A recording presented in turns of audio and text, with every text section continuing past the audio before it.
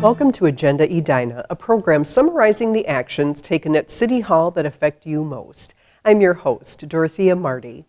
Lime's bright green bikes and scooters will not be returning to Edina in the spring. The city's current agreement with the dockless bicycle and scooter sharing provider expires in March. Citing safety concerns and complaints about aesthetics, the City Council voted earlier this month against renewing the Memorandum of Understanding with Lime. While Edina doesn't have an ordinance about scooters at this point, state statute says that they're only allowed to operate in the roadways or on bike trails, bike facilities. They're not allowed to operate on the sidewalks, and that's mainly where we've been seeing them operate in Edina. So until we get to a point where Edina has more adequate bicycle infrastructure to accommodate the scooters, if they come back, we may have to consider adopting an ordinance that kind of tightens the restriction on them operating on the sidewalks. Because a time may come when micromobility is more suitable for Edina, the city will continue to monitor regional and national trends and continue implementing bicycle infrastructure. Estimates to rebuild streets in the Prospect Knolls neighborhood put a spotlight on the city's need to reevaluate its special assessment policy for such projects. Residents are currently assessed the cost of street reconstruction. The city's utility fund covers the cost of curb and gutter and other utility improvements. Because lots are larger and there are fewer properties in the Prospect Knolls neighborhood, initial estimates for assessments for street reconstruction there were more than $30,000. Uncomfortable with that price tag, the City Council in December asked the engineering department to come up with alternatives. Sharpening their pencils on projected contingencies, engineering staff was able to reduce estimated assessments to just over $29,000 per residential equivalent unit.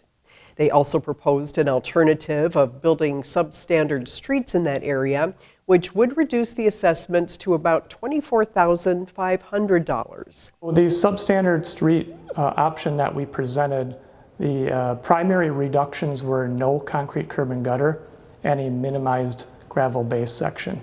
That would have resulted in a roadway lifespan which would have been less as compared to the standard reconstruction option. While the City Council appreciates staff work on the alternatives, they decided to postpone the project for at least another year.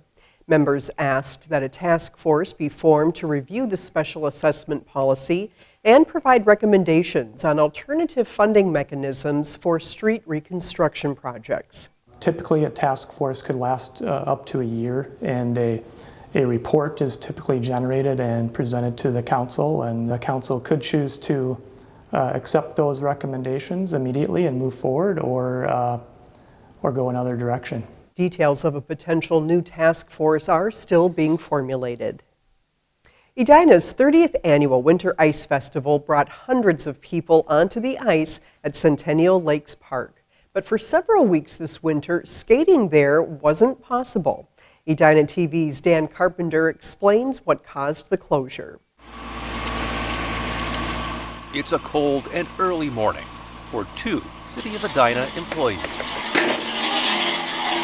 But when your job is to make ice, that chill in the air is something to celebrate. We kind of have pockets of slush that froze, and so we're just going to get it flat again.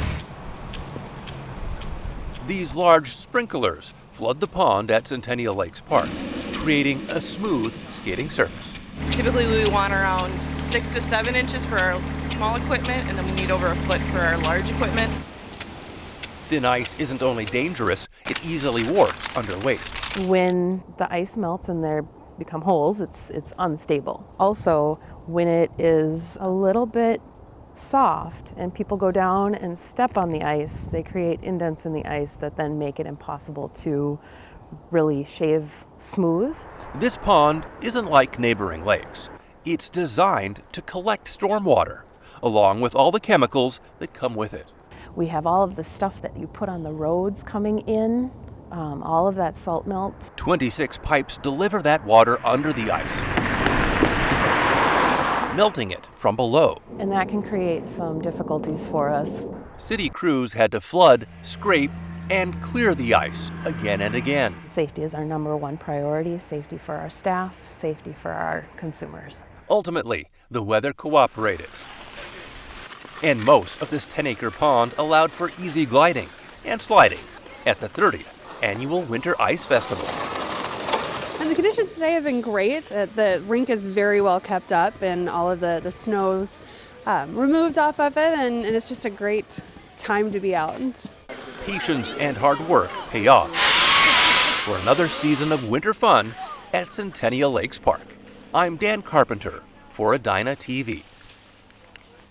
Centennial Lakes Park is now open 7 days a week for ice skating with set hours for skate rentals. If the weather cooperates, the ice will be open for skating until mid or late February. Thank you for watching this episode of Agenda Edina. I'm your host, Dorothea Marty.